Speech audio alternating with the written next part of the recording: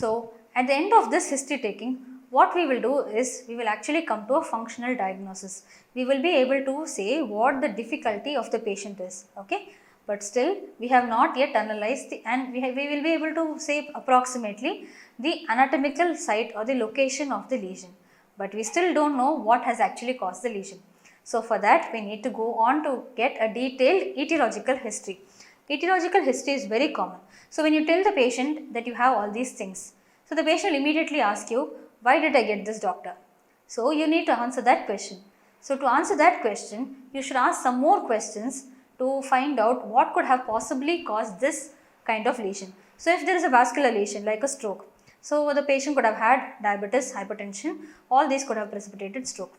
Or the patient could have had some congenital abnormality like a collagen vascular disease, so something like Marfan syndrome, so in which the vessels, blood vessels are not intact, so because of that they developed a hemorrhage or something like that. We should be able to explain to the patient.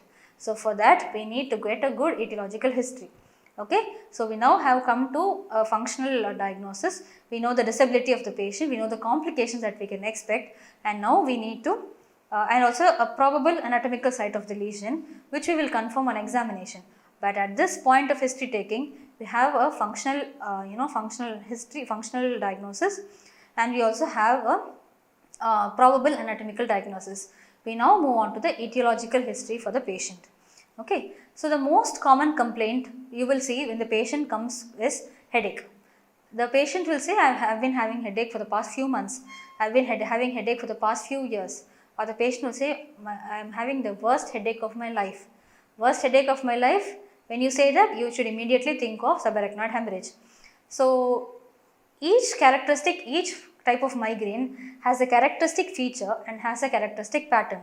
Told you CNS is all about patterns. So you need to identify what kind of pattern it is, then you will be able to tell what kind of headache it is. So if it is usually on one side of the face, it is most commonly migrainous headache, and if you have associated aura, associated photophobia, all those things, then you can very well say that it is a migrainous headache. Okay, you don't need any major investigations to actually label a patient with migrainous headache. So you need to be very careful. This is actually a diagnosis based on just the clinical history. Okay, it is as simple as that. So you need to keep in mind that a simple headache can actually be, it can actually lead you to the diagnosis. So patients migrainous headache, they can also develop weaknesses over the limbs. So migrainous headache and weakness is very common. So you need to keep in mind that headache as a symptom is not separate, and it has to be associated and correlated with all the other symptoms that you have just asked about in the previous discussions. Okay. So when we ask about the headache, what should you ask first? First will be the onset and the frequency. How frequent is the headache? Okay. And when you get the headache, where is the location? So location is very, very important. Is it over one half of the face, or is it in the occipital region? All these are very important. So the location will give you the key to the diagnosis. Okay. And you should also know the duration for which each episode lasts. So if you say my headache, when I get it, it usually lasts for around 3 to 4 hours and it is very disturbing for me. So that kind of a complaint the patient will be able to tell you. So you need to find out the onset, the location, the duration, and as usual the progression of the headache. You should find out if the episodes of headache are becoming more and more frequent these days. Okay, you should find that out. And you should also see if there is any diurnal variation or if there is radiation of the pain. Sometimes the patient will say, I have a headache associated with a pain over the neck.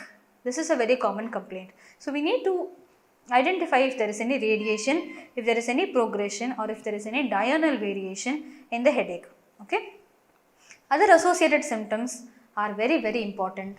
It's like similarly like for any complaint, you need to see the other associated symptoms, which will actually help you in diagnosing the headache. Okay. So for the associated symptoms, the patient can have nausea, vomiting, photophobia, phonophobia. That is, when there is even a small amount of light, the patient is not able to open his eyes effectively, and that small amount of light is actually triggering the headache. So these patients very commonly, they will be able to tell you what aggravates their headache and what relieves the headache. It may be a medication, it may be just paracetamol which relieves the headache, but the patient will tell you very clearly that this actually, I was exposed to some loud music, I was exposed to some very bright light which has actually precipitated my headache. okay, and then it was relieved after I took some rest, I slept for a while and then I felt better, okay. Or the patient may say I took paracetamol, then I felt better. So whatever the patient says, that is very, very important, and you need to keep it in mind and you need to note it down and give importance for that. Sometimes what happens is, the patient may complain of headache repeatedly. We will tend to overlook it, saying that it is a psychological feeling that he is having a headache, which we should not be doing. So anything before you label it as being psychological complaint, you need to make sure that there is nothing organic happening in the body, okay. If there is no other organic problem happening in the body, then you may think of a psychological disorder or a psychological complaint which is happening, okay. So what we should do is, associated with the headache, you need to see whether the patient has nausea, vomiting, photophobia, phonophobia, any abnormal behavior, any episodes of loss of consciousness or blurring of vision. So usually patients having headache in the occipital region, they can have visual disturbances as well. It may be as small as a blurring of vision. So we need to keep that in mind and assess the patient for headache, okay. And if the patient is having an migrainous headache, like I told you, the patient will have an aura before that, okay. We need to ask again and again about the previous episodes. The patient might not tell you at the first attempt itself. You might need repeated probing to actually find out the previous history of the patient, the frequency of the episodes and whatever medications he has taken for that, okay. So about headache, it is very, very important that you don't discard it as a psychological complaint. You need to give importance for it and you need to assess the pattern of the headache, and you have to correlate it with other symptoms and see if that symptom is actually precipitated because of just simple headache, okay. The other etiological diagnosis that other things that you have to consider when you make an etiological diagnosis is, if the patient has had any history of a road traffic accident, okay. The patient may have had any other injury. The patient might have just fallen in the bathroom and he might have hurt his head against the closet, okay. That could have caused a hemorrhage in the brain. So just a simple fall can also cause a huge lesion in the brain. So we need to keep that in mind. History of RTA, history of injury or history of trauma to the neck. Okay, we can commonly see that there are dissection syndromes which occurs, which will cause specific level of spinal cord involvement, and the symptoms will be produced according to that. So we need to know if there was any trauma to the neck or trauma to the spinal cord as well, okay. We also need to assess injury is important. The next will be any abnormal behavior, nausea and vomiting. If there was any history of chest pain, fever or any other symptoms like palpitations, patients of cough, dyspnea or hemoptysis. See, suppose we say the patient has had tuberculosis. So he has a miliary tuberculosis. It is very likely that the patient can also have CNS tuberculosis. He can have he can have a tuberculoma or he can have tuberculous meningitis. All these things are very commonly seen, especially in India. So we need to keep that in mind. If the patient has had associated features like cough, dyspnea or hemoptysis, you should keep in mind that a probable diagnosis of tuberculosis can also be present, and it is not basically just a problem of the CNS alone. It can be a multi-system involvement and which needs a multidisciplinary approach as well. So you need to keep in mind all these things and approach the patient holistically. So what are the other symptoms that you need to see? You need to see about bowel symptoms and jaundice. So for jaundice, what would you say? Suppose a patient has been a chronic alcoholic and he has developed chronic liver disease, okay. When this patient comes to you, a patient with chronic liver disease, he comes to you in a very unconscious state or a disoriented state, okay. Unconscious or disoriented state, okay. That time you consider the diagnosis of hepatic encephalopathy, okay. Hepatic encephalopathy, the patient will be having tremors and there will be loss of disorientation. The patient actually presents with the CNS complaint, but the lesion actually is because of the chronic liver disease which has complicated. So during that time you have to treat the patient for the chronic liver disease, as well as you have to subside the symptoms of the hepatic encephalopathy and make the patient better on a whole. So you need to think about the other symptoms as well, which is why I am stressing so much that you should be able to identify each and every system involvement in a patient. It is not just about CNS alone. When you see a CNS patient, you should think about the possible respiratory cases, possible cardiovascular complications. Say for like if a patient is having an embolic stroke, the patient could have also had a chest pain and a myocardial infarction because of an embolus arising from the left atrium. The patient could have had mitral stenosis, which could have been complicated by atrial fibrillation, that could have produced an embolus, infective endocarditis, then an embolus, which could have produced an embolic stroke, which is a CNS complaint, which could also produce a myocardial infarction, which is a cardiovascular problem. So you need to keep in mind that it is not just one system that we are examining, but it should be as a whole. Okay.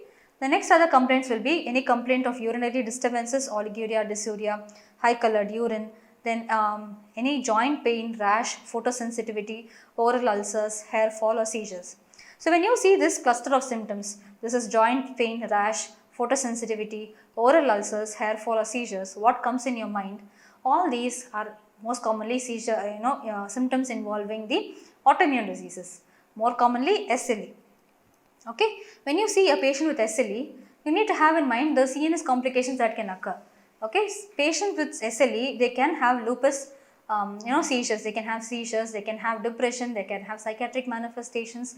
Neuropsychiatric manifestations can actually be the first presentation in a few patients, which will actually help you in diagnosing the patients with SLE. Okay, so you need to keep in mind that even diseases like systemic lupus erythematosus, SLE, can produce seizures in a patient. Okay, we need to keep that in mind. Next will be dog bite or animal bite. Like we all know, it can cause rabies. Okay, and history of any vaccination or injections. This is a very important one, because the patient may come to you and say, "Sir, doctor, I had a B12 injection, vitamin B12 injection recently. After that, I have been having difficulty in walking." So, okay, this is because the injection which was given in the gluteal region has caused the peripheral neuropathy in this patient. Okay, this is very, very important. When a patient presents with neuropathy of the lower limbs or neuropathy post vaccination or post any injection, or especially intramuscular injections, you need to keep in mind that this is a very, very important history that has to be elicited. Okay. The next thing is history of carrying heavy weights over the head for the long periods of time, any skin lesions or nodules. Okay. The patient might not tell you this very commonly, so you have to ask the patient. What comes to your mind when you think about skin lesions or nodules? What we think about when we think about a CNS examination is neurocutaneous markers. Okay, neurocutaneous markers will be like neurofibromatosis, Café-Ole spots or Sjagren's patches. All those things are neurocutaneous markers. The patient might not know the significance of that, but when you ask, he might be able to tell you that I have these things. I have this hypopigmented patch here. A hypopigmented patch, it can actually be a patch of Hansen's, which can actually cause peripheral neuropathy. More commonly, the ulnar nerve can be involved. So, ulnar nerve involvement, when you ask the patient, he might be able to tell you that there is a patch which is anesthetic. So, that is the importance of identifying or asking the patient for any skin lesions or nodules. So, if you say the patient is having neurofibromatous lesions, the patient can have either neurofibromatosis type 1 or type 2, and we need to be mindful of the complications that it will produce and what to expect for the patient. So, the patient will not be able to tell you initially, but when you ask, they might actually come out with all the history that you need. So, the etiological diagnosis and etiological history is very, very important in actually telling the patient what might have actually caused this. Okay, this is what happens in the recent times. But what has actually happened in the past? That is also very, very important. Like I told you, for any complaint, be it a headache, be it a weakness or anything, you need to know about the past history. Suppose a patient presents with weakness to you, and the patient says that I've had previous such similar episodes of paraplegia. It can actually be something like a hypokalemic periodic paralysis, which happens at periodic intervals. So to identify that pattern, you need to ask the patient the previous history. So I think you might now understand why the past history is very, very important. Okay. Next is we have first most important is similar illness in the past. The next important is the other comorbid conditions. Sometimes it is just basically diabetic neuropathy or a hypertension causing an intracranial hemorrhage, or when there is a coronary artery disease, atherosclerotic vessels can be present even in the brain, which can cause vascular lesions. So the atherosclerosis is actually a generalized process. It is not necessarily that it is only in the heart or in the legs which can cause a peripheral vascular disease. It is not only in localized areas. When we say an atherosclerotic process, it is in the entire body, that we have to consider.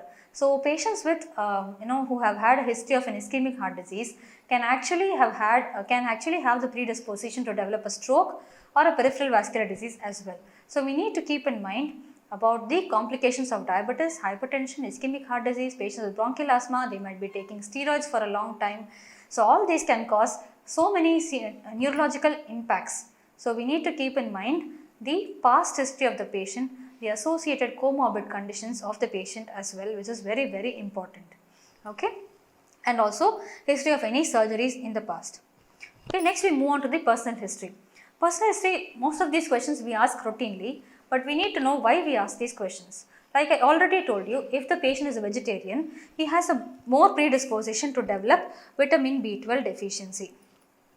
Okay, or if the patient has history of consumption of alcohol, if he is a chronic alcoholic, he is more likely to have vitamin B1 deficiency, which is thiamine deficiency.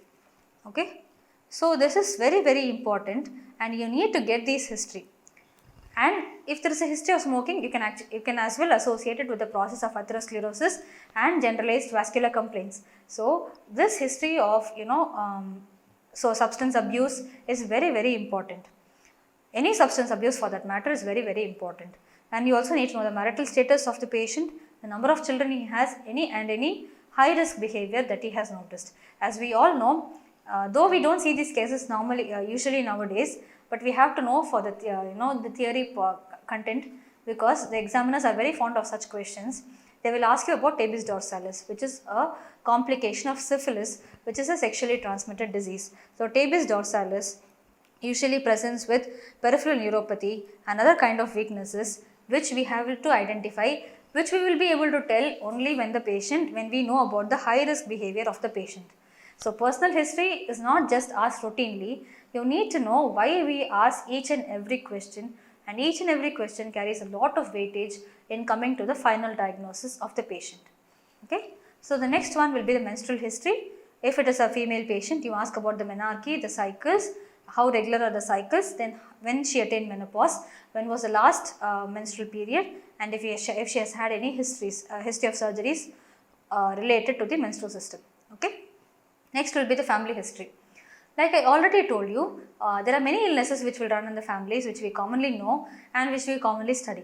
But apart from that, like I told you, we have to keep in mind that they share a common diet and they live in a common area. Okay, so they are more prone for similar complaints occurring in the family. Okay, so we need to keep that in mind, diet and area. Okay, so we need to keep that in mind and ask for the family history.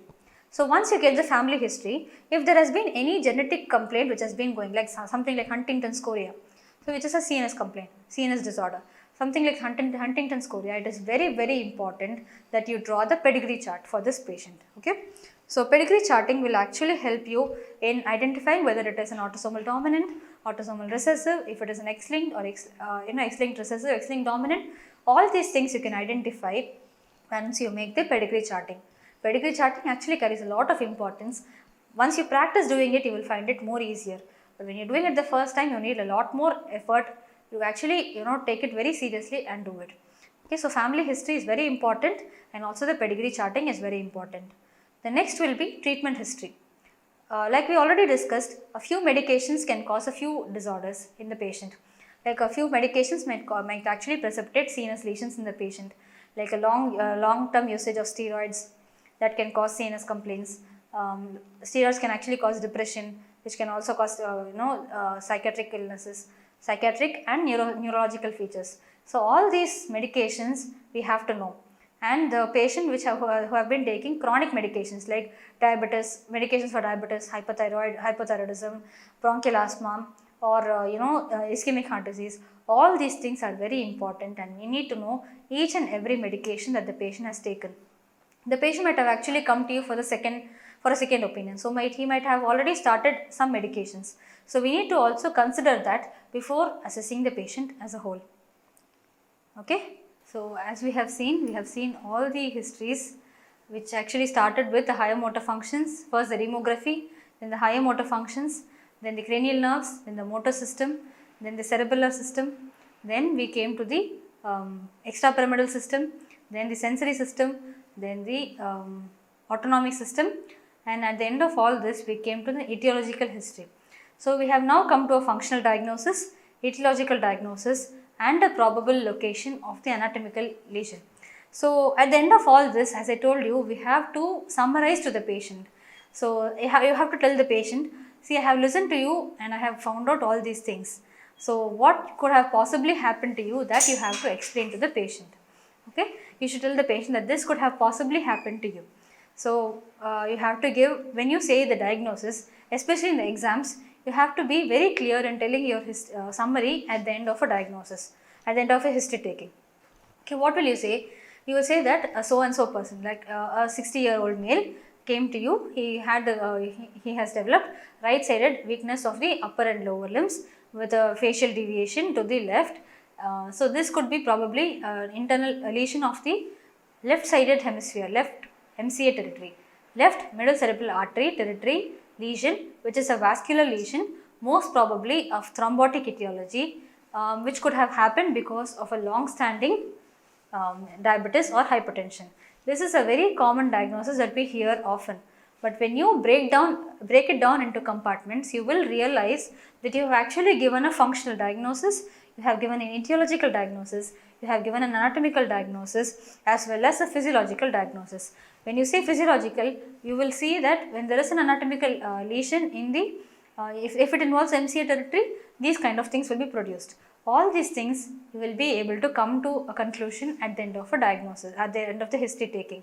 So what the examination does in further is to just add to your history taking. Whatever you have elicited in the history, the process of eliciting the history, in that you have come to some conclusion. All these things you have to confirm when you actually do the physical examination of the patient, and then you have to give your final diagnosis.